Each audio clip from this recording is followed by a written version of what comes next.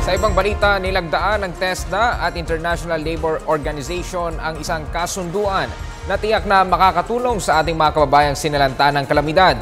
Kabilang dito ang pagbibigay ng libreng training at edukasyon sa mahigit 1,000 estudyante sa Kabisayaan. Para sa karagdagang detalye, may ulat si George Bandola. 1,850 na mga estudyante mula sa mga sinalanta ng kalamidad ang pag-aaralin ng libre ng International Labour Organization sa Education and Skills Development Authority.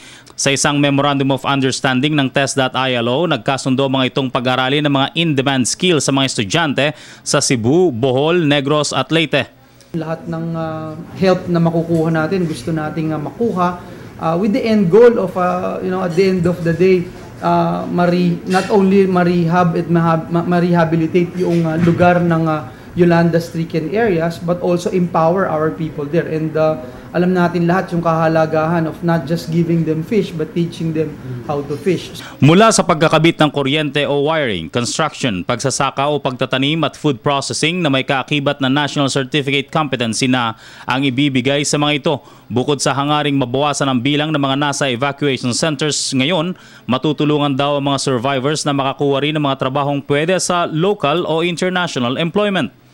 Yung mga mag-i-invest po doon, yung mga gagawa ng mga construction ng mga schools, ng mga houses, even government offices and buildings, sila mismo willing sila na i-hire yung mga certified TESDA graduates. Because at the end of the day, it's a win-win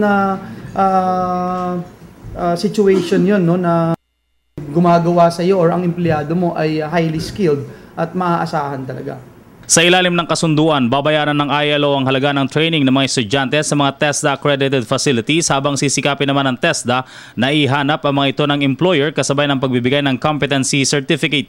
Nauna nang nagkalob ng 4 million pesos ang ILO sa 662 na estudyante na pinag-aral din ng TESDA mula sa Zamboanga. Para sa Telebisyon ng Bayan, George Bandola.